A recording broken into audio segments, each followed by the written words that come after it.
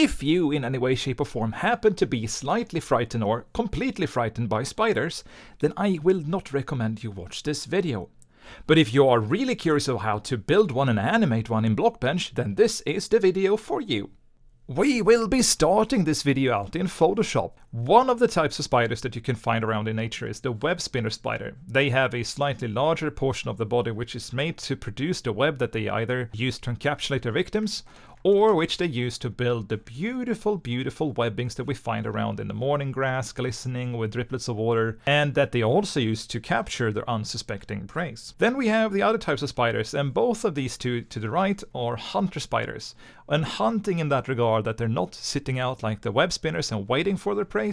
Instead, these guys are more down to the action itself. There is also the more muscular type of spider. They are beautiful in colors, but we also have the other type of spiders, which I do believe that most people are the most frightened for, which I find kind of funny. These spiders are silent killers, but they're not killers of human beings, because these are essentially just going for very small insects, but they are the long-legged spiders. The tangy, long-legged spiders that people find so creepy and freaky, and I don't really understand that. Actually, I should mention that as well. When it comes to these type of spiders right here, some of them can produce web that is so strong they can actually hold down smaller birds. Yeah, that is quite crazy. But enough about that portion of the spider talk. Let's discuss the legs a bit, because between these different types of spiders we have different designs on the legs, and what I want to do here is to sort of give you an idea of how these legs look. And one of the reasons why I'm going to do that is because these spiders are all having a very weird type of setup to the legs depending on which type they are. So if we take a look at the long legs to begin with, the long leg is a spider that essentially has legs that are all the same length around the spider. There aren't really any differences, like these legs could essentially be all the same length. When we come to the hunting spiders, they are also pretty much that same way. Bigger portion of the front body, quite small back body, and then similarly big legs all the way around the spider, like so, like so. But when we come to the web spinners that have the smaller front body and the bigger back body, now the leg shifts a bit in the setup, because these guys, because they have such a big back portion of the body, have to have longer back legs than they have side legs, which are usually a lot smaller, like so. And then they have longer front legs again, which they make their way forward with. With all of these different types of spider designs in mind now, I want to point out the one that I'm going to be working with in my design here today, and the one I want to work with personally that I'm going to do for this video. And if you want me to touch any one of the other spiders with a new design in a future video, be sure to tell me down in the comments. I want to approach the web spinner spider. I'm not going to design a web shooting spider, but I'm going to work with the design of the web spinner because I think this spider has some fundamentally core cool elements to it. One of the big ones is that the lower portion, or I should say the back portion of the body, is so big. We can work with a lot of extra visual design here. We can also work a lot with the shape of the legs because they're not super thin like on the long-legged type of hunter spider, but they're also not super thick like the muscular bird spider. We can work with legs that are very defined and weird in their shape depending on how we want to approach this. And we don't have to focus too much on the grips that they're going to be using to eat their prey with, and we can focus slightly less on the eyes as well. So we will be working with a spider that is probably the most creepy of the different spider types, because many people, you know, the black widow for example, that spider, that very dangerous deadly spider, is within this section of spiders, this category at least I should say. And time for modeling. As you can see, I've done a bit of a time lapse here, so we can talk over it meanwhile we're looking at what I've been doing. I wanted to push the design closer to that of a hunting spider as I was building this out, but I'm still keeping the main aesthetics of that of a typical web spinner widow-esque spider. So one of the things that I decided to keep from the hunting spider, or the more muscular spiders, was these big two front sort of grippers that the spider will usually hold down their prey with, just because they allow the spider to look a little bit more menacing. Then I worked out the back portion of the spider, and this is where you can see me adding that widow-esque type of a design or feel to it. I'm also going for somewhat of like a web spinner shootout. I couldn't really figure out how I wanted it to look. I rotated around for a bit, and I think I settled for something when I rotated it slightly upwards. Yeah, there we have it. And I will not be duping any of those boxes. One thing you will also see me doing here is that I'm not gonna building both sides at the same time. I am a firm believer that if you can make one thing on one side and then flip it over with a copy later down the line, you do save a lot of time. So that is what I'm doing. Here I'm moving on to the legs portion of the spider. I'm kind of mapping out sort of what I do believe they're going to be located and seeing if I can work with the same size for all of them. Then I'm going in, shrinking using the inflate tool a bit, and also adding some of the rotational boxes where I do believe all of the different limb components of this leg is going to be bending from. And then building out some smaller details, adding a bit of, as you can see here, different heights and levels across the overall leg design, and then of course this slightly more pointy tip. But then when it also comes down to how I would build this model out for example, Model Engine, which you could use in your Java Minecraft servers, or for, in this case, Bedrock, you have to take in consideration what the rotations are like across your model in the modeling phase. What you do in the animations doesn't really matter at all, but it is how you put the rotations together in the modeling phase that will dictate whether this model works or doesn't work with the Java Minecraft as a solution through, for example, then, as I mentioned, Model Engine. If you want to read out more on Model Engine, you can head over to the Mythic Mobs website. There is a bunch of cool plugins there for RPG server creators, where something like this spider could definitely work, I believe. Likewise, I am about to now round up the first leg design of this spider and putting out the hierarchy. As you can see here, all of the different bones are going to come together and then duplicating the bone from there. After doing something like this, it's a lot easier to go in and edit sizes and things of that nature. And as you can see, I've also not done the texture for the creature at this point yet. I know there's going to be a few more legs, and I could possibly have textured the guy right here, right now, because I'm not doing much of a difference to the second front leg, as you can see here, and the front leg is also just a duplication of the furthest back leg that I'm moving forward. Here you can see me go through all of the different folder setups and make sure that every individual leg has been named to something that makes sense for that leg, so that I can easily find out which leg I'm working on when I'm working in the animation hierarchy later down the line. And then I decided to put a texture onto this as to begin with, but I realized as I was doing that, shit, I've got to actually make the eyes. So of course the eyes has to go on the head, and this is also once again where you can see me go for more of that type of bigger, muscly type of spider design approach to it. Figuring out sort of what I want to do with moving the eyes around, shrinking some of them in to get them in a good position, and then that should be about it. Let's move over to the textures. Now, I've stopped myself and added a few extra of the pieces from one side to the other by flipping them, because I want to talk a bit about optimization. Optimization is something that should be in your workflow always. It is a way for you to sort of reduce the file sizes of your resource packs, your textures and things like that, which makes it very, very good if you want to sell your things and creations, for example, on the Minecraft Marketplace, and in general be able to put more content in your maps with less resources being used and the gameplay being less laggy for users of, for example, lower tier devices. So this is something that's going to be very important for all of you to learn about. If you want to learn how to optimize your model, one of the best ways to do that is to try to think of how you can reduce the overall size of your texture and also how many pixels you're using in that texture. If I were to go in here and I'm going to duplicate all of the legs, I'm going to flip them over so they're on the other side. We're going to do this here. We're going to take the front mid leg there, flip that over, and we're going to take the right front right there, flip that over. So now we have all of these legs right here.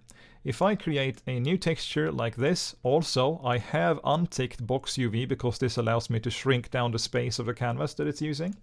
If I create a new texture, click in template, and I'm going to use 32 by 32, that's going to be my fun resolution. You can see that the overall resolution for the texture sheet is 256 by 256. It's using this space of the canvas, and we have all of this extra space down here, not being used for anything, which is not really going to affect the file size. But it would be really good if we can get rid of all of this space altogether on the file. So how could we do that? Well, one way to do that, since I know that there will be symmetry used in this model, the legs on this side are going to be the same as this. Also, let me just briefly show you that if I paint on this leg right here, it's not going to paint anything there. If I click in mirror painting, I can get it to work. But this also paints on that part, that part, that part, and that part. You can see that if I paint here, it's going to paint on another piece of texture there. Now, I'm using the doubled amount of information in the texture sheet instead of trying to use just a very localized resource. And as I said, I needed to use mirror painting. Let me show you something can be really cool. We're going to try to shrink this all down by simplifying the model altogether, but also just optimize it and still be able to do the very same things we were going to do regardless, but with less pieces in the resource of the texture to begin with.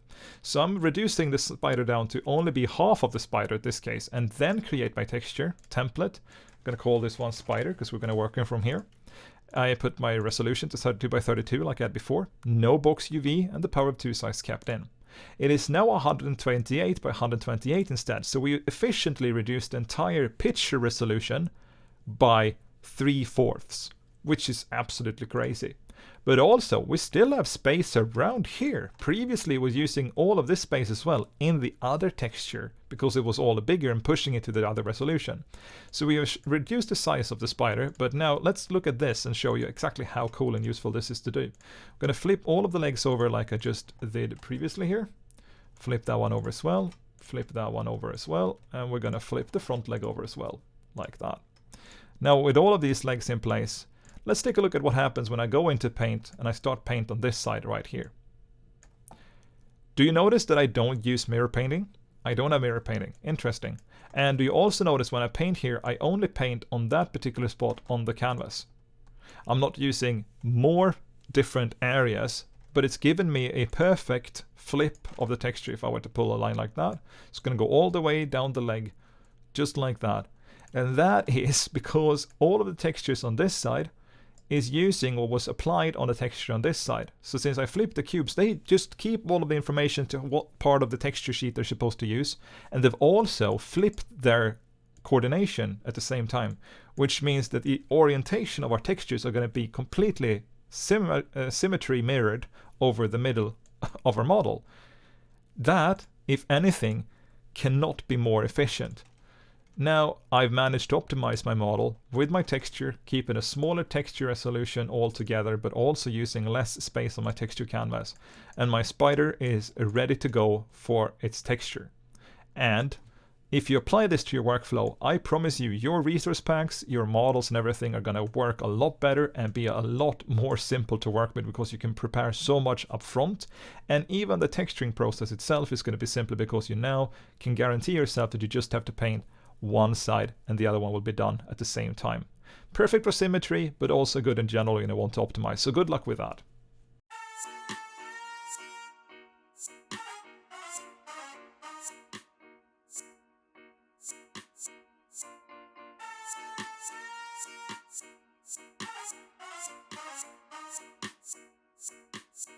So I've just put down some base colors on the spider. I've gone into the animation tab of this bedrock model because what I want to do next is to allow myself to paint this more freely. And there are many different ways I can go about that, but what I usually do is that I go into the animation tab and create myself a bit of a pose that essentially brings out all of the different sections of the body of the creation so I can see more clearly.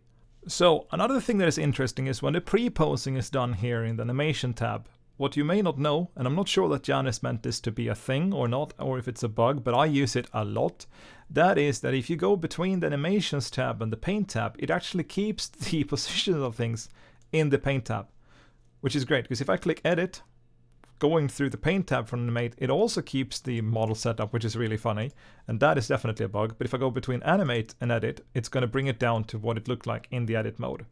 So from Edit to Paint, I just get that. But if I go into Animate and my pose that I made there, and into Paint, I now keep the posing of that part of the body so that I can continue painting on the different sides that I kind of missed out. So I'm going to get my bucket in here, just bring this dark black onto everything that I haven't yet touched, like so. As I'm about to jump into putting the full texture down on this guy, I want to talk about the philosophy of it a bit. I think that because it's a spider and because the overall design when you put all of the animation in is going to be quite freaky for people who definitely possibly have tendencies of arachnophobia, I feel like we want to go with a slight cartoony design to it so it's not looking too freaky, even though the animations definitely will carry most of that feel to it. All in all, I want to say to keep it quite glossy, probably cell shade it a lot. And cell shading means that you keep it so that there's a light source on one end and there's a shadow source on the other, sort of. All in all, throughout the design of this spider, maybe give it a bit of a shell-like feel to it. As I said, quite glossy, exoskeleton feel, not hairy at all, things like that. So let's jump into time-lapse and see what this is going to turn out like. I'm going to let it grow on me as I'm working.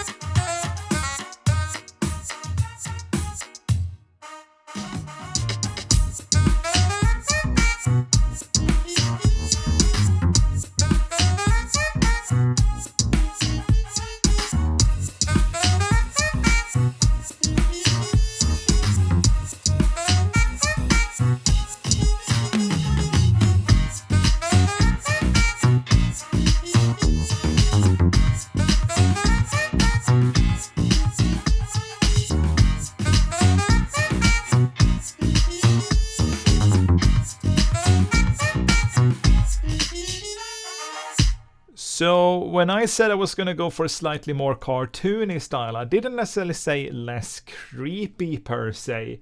As you can see here, I've done the classic pillow shading. I spent a lot of time in Photoshop instead of texturing Blockbench because partially it saves me an awful lot of time doing it in Photoshop. And if I want to achieve this pillow sort of shading design where instead of having, like I said in the beginning, with a cell where you have light coming in from one side and the shadow on the other, the pillow shading is more so just us adding a sharper edge around the entirety of a box and then putting some highlight in the middle. Now, there are many artists that doesn't necessarily like this. That is just an opinion. When it comes down to it, there isn't really a right and wrong in terms of designs. I think that for this particular spider, going with a less super realistic and more semi-realistic design to it, that definitely benefits it in. But I do want to add some highlights before I round this guy off. I'm not going to do it with the legs, I believe, but at least somewhat around the body down here, and then come up with some cool design for the back. So now we're going to jump into what I believe is going to make this guy go from, okay, decently creepy to, oh holy god, it's actually a spider. And personally, I must say I really love it already, just using the animation pose that we had for painting. If I now start putting this guy into full posing, he's gonna go wild. Oh, this is gonna be so funny. So let's talk a bit about the spider animation. The movement of a spider is super easy to understand, even though they look really complex, because they walk pretty much like human beings does. That is, if you look at one pair of legs at a time. So if you take a look at the front legs, when one leg goes forward, the other one goes backwards. Interesting, right? But quite straightforward, right? But what's interesting about the spider is that the legs here also work in a mimic fashion. If you take a look at this, I have a pair of pink legs and a pair of green legs. This is interesting because this means, since they're mimicking the motion, that when this pink leg right here goes forward, so does this pink right here. When this pink right here goes backwards, so does this pink right there. Aha! But now, in order to make up for this, the spider of course also have to move the other legs in the opposite direction. So if we take a look at the second movement pair of the spider, this pair right here, when this pair of leg moves forward, this one moves backwards. When this one moves forwards, this one moves backwards. Alright, let's change it into different colors so you can see that. Now, if we put this on top of the other pair of legs that I just drew, you're now going to see how the spider moves, essentially, at the same time. So this leg right here moves forwards, that one moves backwards, the other one moves backwards, this one moves forwards, and then it does a flip. Interesting type of flip, right? Let me encapsulate by clicking and with a green, again, drawing this. You can see how the spider on one side stretches, while the other one contracts. and then it does the polar opposite when it's in the other part of the motion. And this only looks like that depending on how the spider is fundamentally walking. And you can sort of think of the spider having a full range of motion with its leg all the way out to here, on all sides. So just because it has smaller legs doesn't necessarily mean that the spider will look like it's contracting on one side and expanding on one side, because depending on where the legs are located as it walks, it can look very, very wide and menacing regardless. But interesting enough about the spider is the fact that they walk simultaneously with one pair of legs at the same time as another pair of legs, just a bit slightly further back on the body, as you saw here with the colors. When the pink ones on the left side are moving forwards, then the pink ones on the right side are moving backwards, but the green ones on the right side are moving forwards, and the green ones on the left side are moving backwards. That's how simple that works. And furthermore, the spider also have 3 sections to each leg. If we were to take a bit of a color here, you can see that there is this orange section right here. We will then have a red section, or redder section right there, and well, let's go for a pink, purple section right here. These are the 3 sections of the legs. So when I now in my modeling situation are going to build in pivots, I'm going to add them here, here, and here at the connector to the body. So that's pretty much how the spider movement is built up. Straightforward, right? Let's take a look at how that looks when we're actually building it in Blockbench. And now when we have all of that information in our back pocket, let's take a look at what the spider animation is going to be like. We are working on a walk cycle here, and the walk cycle is going to use all of the information that I just brought up in Photoshop. But one thing that is worth noticing here as well is that we will not be putting any extra movement to the center part of the body, the one where all the eyes are, because the spider doesn't tilt side to side when it walks. It doesn't tilt side to side like that when it walks, like a crab would, for example. And same thing, it doesn't tilt up and down like so, nor does it move up and down in a bob. The spider is a predator, like I said before, and that means that it's mainly just floating with the central part of the body to keep the eyes as leveled as possible at all times so that it can react immediately to something that comes into its local surroundings. Thus, you know, being able to more efficiently hunt for its prey. So we're going to work out the animation by working on one side at a time, and I do believe that the side that I want to work on is probably going to be the left-hand side, this side right here. So what I'm going to do is I'm going to take one leg at a time and make it move just the way as I sort of described in Photoshop. Alright, so as I start to work on this cycle, what I'm going to do initially, just like we saw in Photoshop, is I'm going to bring the first leg forward. The second leg is going to go backwards a bit. The third leg is going to go forward. That's going to look a bit weird for now, but we'll work with that soon. And the final leg is going to go backwards. Then I'm going to move down the timeline a bit, and I'm now going to do the opposite. So I'm going to move the back leg forward, the first leg backwards, the third leg backwards, and the second leg forward. Now, of course, this does look really weird all in all, but let's just briefly play that. Okay, we're going to grab all of the first framers that we did, just to double check that I have them here. Was there any more to them? I do not believe so. All right, we're going to paste them on number 1. So here we have our movement. Do you feel the spider-esque move in this? How it's going back and forth? One of the big reasons to why we can't really push them so that this one would face all the same way as the first forward leg, like this, up to here, because we think about how the spider actually would move, and they wouldn't necessarily try to overlap these legs. This is an, you know, sort of extreme pose of the movement that we're going to try to account for when we bring up the legs into its final position. So we have the movement like that to begin with. We will not do anything more with the back and forth for now, but what we will do, since we know that the first trimmer cycle and the last trimmer cycle is going to be practically the same, I can start posing the legs into where I want them to be when this all begins. So for this one, I do believe we're going to rotate this slightly. I'm going to bend this in, and I'm going to bend this into here. Now, I'm imagining that this leg is going to move practically straight along a line here, so that the top of the leg, the peg we could call it, is going to be in trajectory according to the distance it's currently from this edge right here. But furthermore, also what I'm going to do is I'm going to take the body and in the beginning of this animation bring it up so that I can sort of say to myself, we see you get a plane right here, that this is touching the ground. I just wanted to go into the ground slightly. Actually, I'll leave it like that. So that's going to be the height of our spider when it walks. Alright, we'll start with that leg right there. It looks pretty wonky, but it's completely fine. So it's going to start from there. All right, let's go to the second leg. And I do not necessarily believe that this leg is actually going to overlap the second leg. Like that. So what I'm going to do is I'm going to try to bring it to a position where it almost overlaps. And I'm going to take this leg right here. And I'm going to post that up as well to where I do believe it would sort of be when it's about to grab onto the ground. It is also going to have its peg in about the same position as the second leg. Almost. Bring that down to there. Now, it's worth noting that this leg right here, which I'm going to rotate just slightly, is going to be pushing the body forward. Same thing with the back leg. And this leg right here and this leg right here are dragging the body forward. So if we think about the split here, this is a leg that drags, this is a leg that pushes.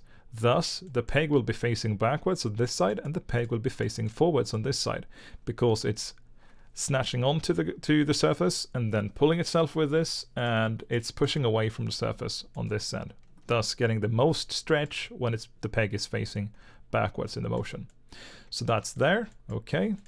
I'm going to try to imagine what the full movement of the leg is going to be here on the front as well. We're going to pull it out to about here, I do believe, slightly further maybe. Maybe here. Something like so. Let's see if we can push it all in. Keep the plane here, which means that I'm going to be about the same line as here. This is why I'm also using the checkered background, because I can see that I've dragged a line here with the base surface, and that line is going to continue all the way over here. So I can now see whether I'm on that line or not with my leg movement. And that's going to go about there to about there, slightly more so, and up to there. See how it's in perfect trajectory with that line? I do believe that that's the first orientation of the front leg in position, but I'm going to rotate it just slightly, see how well we are in terms of lay. Well, I'm going to bring that up even more and peg it out slightly more as well, like that. There's going to be some kind of a lift at some point where the leg actually comes up forward before it points down into this, but this is all of the legs touching at once, and that's what I'm going to start with. Then I can start post them aside so that they do in the thing. They look at that. It's like da, da, da, da, da, da, da, da. We're not going to do that. Okay. And second up here now for the leg we had here is of course going to be some kind of push outwards, like I mentioned before. So I do believe that this leg is going to do something like this maybe, and then bring down the peg as well. Let's see how that is lined up. Pretty okay. Pretty okay. Do I want to believe that the leg is going to go inwards to the back a bit when it does that? Probably. So I'm going to rotate it around a bit, see how we're looking in trajectory here. We are looking decent. We're looking decent, not perfect. We're going to bring this in a bit, like that. So that is, now all of these pegs are almost sort of touching the ground. So we get that movement. That doesn't look completely correct, but the first pose at least is really good. So we're going to take all of these frames. There's a lot of legs going on here. I mean, this guy has 37 bones. Nice. So we sort of, with the movement you applied earlier, can see how we're getting there in terms of where things are going. Almost right. I do believe that this leg here is going far too much forward. So now we're going to account for the next part of the movement, where the two big legs are going to move forward, but not completely forward. So we're thinking about these as extreme poses. This one is far in the back like so, which means that what I do believe is going to happen with this back end leg is that it's about to sort of reach the same position in the space as it did with the peg here. So if we take a look at that trajectory, that should be about here where my cursor is currently. So we'll pull that forward to there. That's somewhat there, but it's not really, because we have to figure out the rotation for this leg to get it perfect in position. So we're going to do a bit of this. Further up, I do believe, even more. Yeah, like that, potentially. Double check. Rotate this one out, and then maybe even go as to rotate this inwards a bit more. Yep, rotate it inwards. Let's see, we get it with that. With that, now it's almost perfect. Almost. Close. Let's see how close we are. It's all the way out down there. Trajectory line is about here. It's not perfect just yet, so we're gonna pull it out a little bit, pull that down. Wait a second, this here. Pull that down a little bit to there. How good are we? Oh yeah, that looks better. Looks better. Now also remember that in this portion of the movement, the spider is going to be lifting the back leg, because it's lifting to move it forward. Then it's going to be pushing. So on the pushing edge, we can now start to account for the movement that is going to be changing. So let's see here. How are we looking for trajectories? We are looking quite okay. Actually, I can sort of maybe use this instead to bend it in. So how are we in terms of push movement? Almost, almost, almost. All right, all right, all right. I want to keep this frame right there, because that is sort of the same.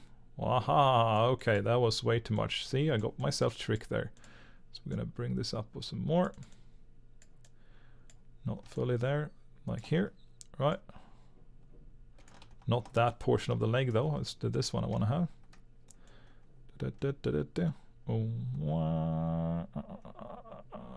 Yeah, here.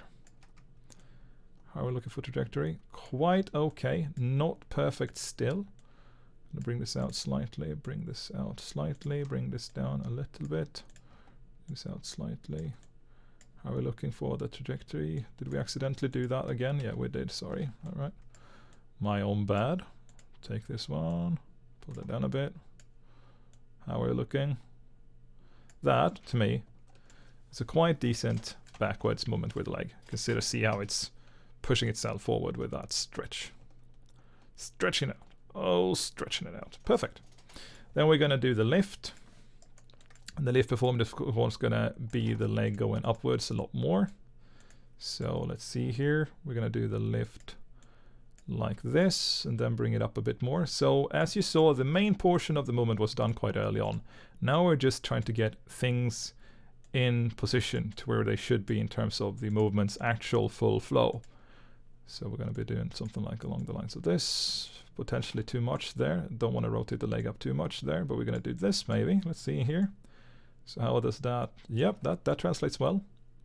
You can see how it's picking up before this leg, whatever that's going to do. I do not want them to overlap, but I also don't want them to not overlap, if that makes any sense. But I do believe that this backwards leg has a lot of movement to it. So that does this. Okay, great. And now we have this one here.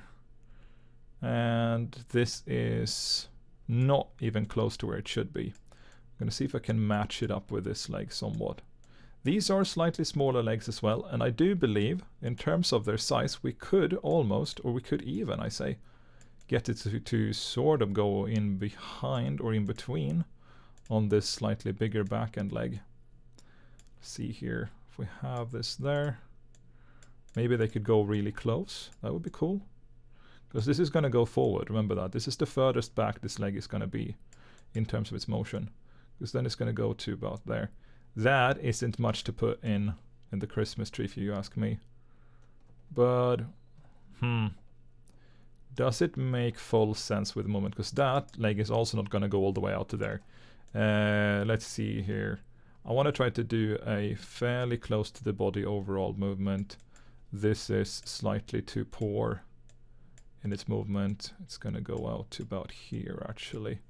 So it lines up better with the trajectory line. You can see here how it goes from here to here. There. And then this one is going to be lifting itself up again. Inwards. A lot more. A lot more. Like that. And peg inwards. Not that much, but something like this. So let's see here. And along that.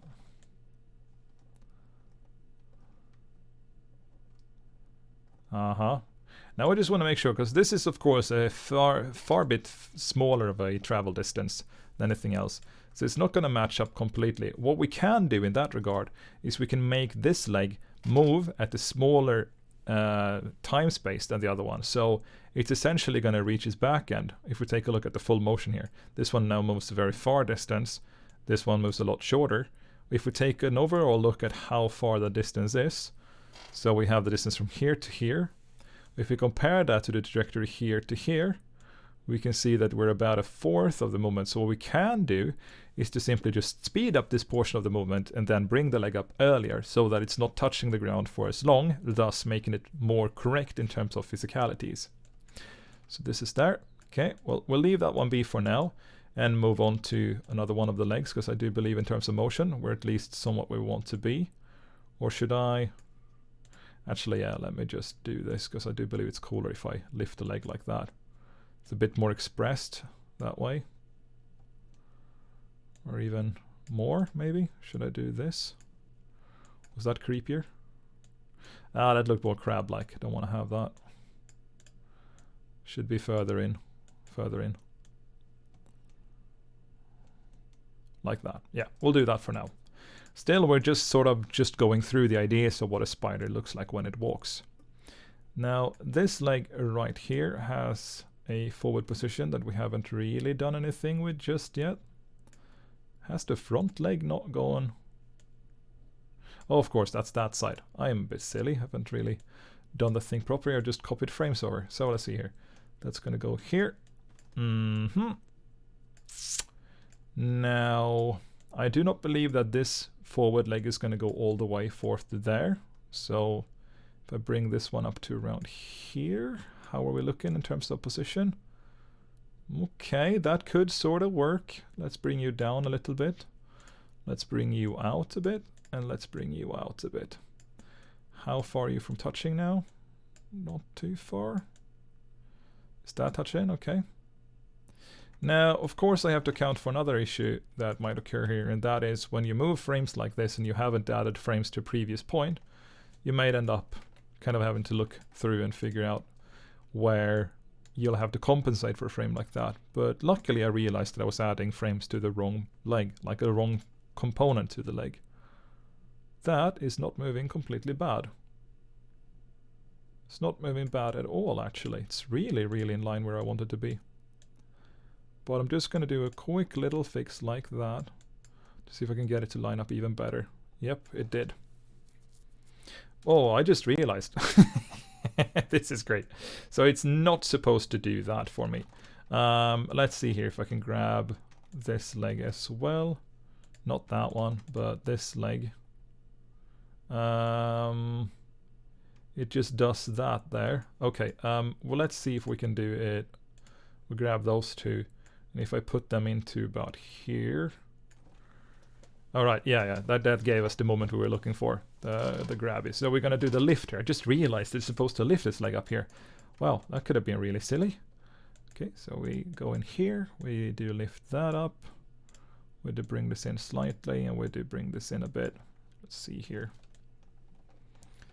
All right, that's there. See how it's very well in conjunction with the back leg, and it's sort of moving the same distance. I could stretch it out a little bit and lift it up slightly earlier. So we'll go in, do and fix the timings with that on the end. So you may ask yourself, why am I just animating one side? Well, the truth is, since I'm just animating one side, I can take all of the animations I'm doing here and then put that over to the other side and flip the timings, and thus it's going to be perfect to what my overall goal is. We'll see that in a bit of a moment. Let me just finish off this front leg as well. So you're there, you're going to go to... That is not a good position for you, but I do believe that something along the lines of here could be really cool. Let's see if we bring it up. Just so we bring it up more. Yep. Just rotate it like so. Okay. Not really where I want it to be. That is better. Okay. Where did it start? It started out there. That means I want to get to around here with the overall movement. Take this and pull that inwards. Get this and put that inwards. This guy has such a nice range of motion. But it's, you know, a lot of hassle to animate a spider because they have so many different bone parts. It's not the worst I've done though. That's to be fair. I have done a lot more complicated models than these in terms of animations, but I do still find it interesting. So how are we looking for movement here? You are from there going through the ground at around here. Interesting. And if I pull you up like that, then you are leaving the trajectory line where I want you to go to. Yeah, you definitely are. All right, so what if I lift this up and bring that in?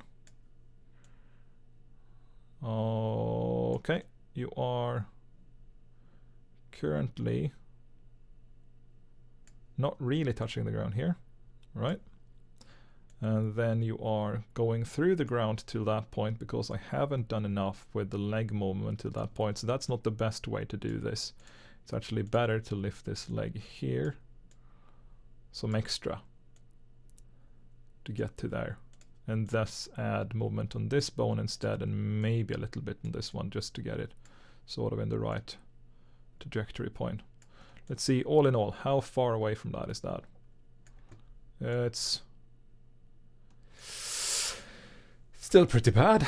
Okay, let's see if I'll have to double compensate it then by... I wonder how much extra I can do this though without it adding even more to it.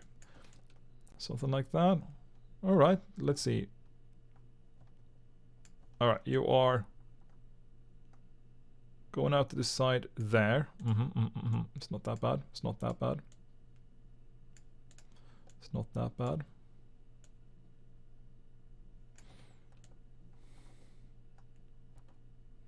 That is quite good, quite okay. So let's see if we do this. We follow the line. There is 1 frame, 2 frames, and then above. And that's because of the leg movement. You could sort of say that you're kind of gripping into the surface that he's walking along with. So that's not going to be visible in game. So it's fine. And then we come to there. And here is once again where he does the lift. So now we'll have to do the lift. Lift, I said. Thank you. And then we're going to do that. And we're going to do a bit of a point out like so. Oh yeah, now that looks nice. Gosh, I do believe my spider's coming along nicely. Look at the movement. Alright, great. So we got on one side down now. What I'm going to do is to flip this all over to the other side. What? You thought I wouldn't show you how I'd flip it? That is kind of essential to actually giving you some information how to do the spider walk. So how do we flip a thing like this? Well, we go into the leg right here. I've done something really, really well planned in the beginning. I've added so that I know that half of my animation cycle is at 0.5 and the other half is at 1. This makes timings a lot more simple when I'm going to move this over now. So what I'm going to do is I'm going to start at the bottom of the forward front leg here. I'm going to pull that over to the left leg here. I'm going to paste this in now. Yeah, you heard me on that. Double checking, by the way, if this actually moves as it's supposed to do. Let's just double check all of the animations by slapping. Okay, we're going to go to the bottom here. I'm going to pull and drag all the way up here. All the way, all the way, all the way, all the way to the top. Copy that, put that in at 1, because that is when our cycle ends. I'm just double checking so that I don't have anything that doesn't line up proper. We're going to go into loop. See if that looks. Look at that. It's a beautiful spider. Oh. You're going to go into some game mode or something. I don't know. Or you're just going to be put up on Sketchfab. That is also very likely. We'll see. We'll see.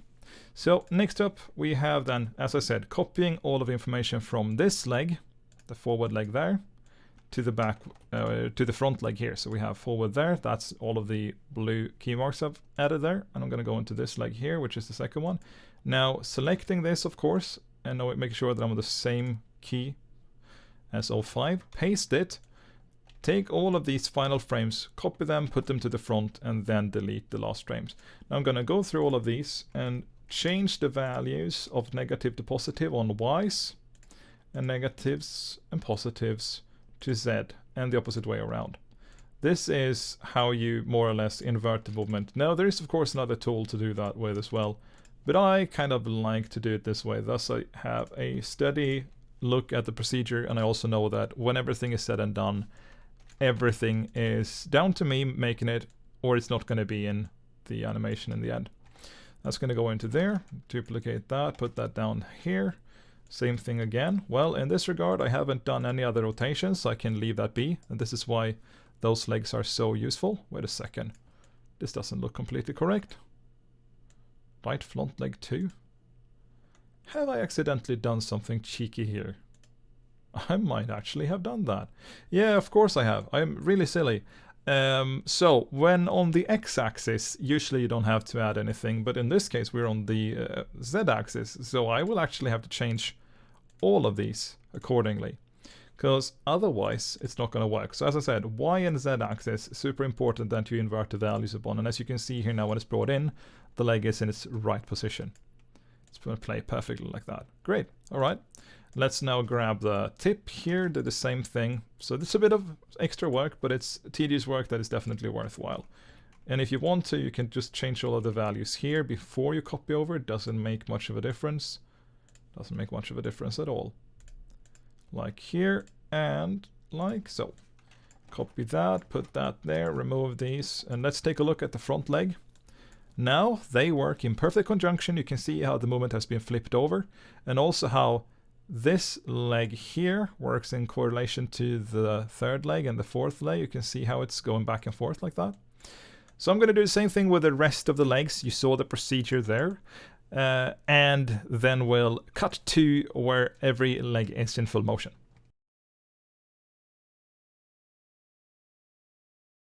Alright, so what can we conclude here? Well, first of all, if you are in any way, shape or form really frightened by spiders, I am sorry for that you're still watching this video. I mean, then again, it's your choice. I cannot do it for you.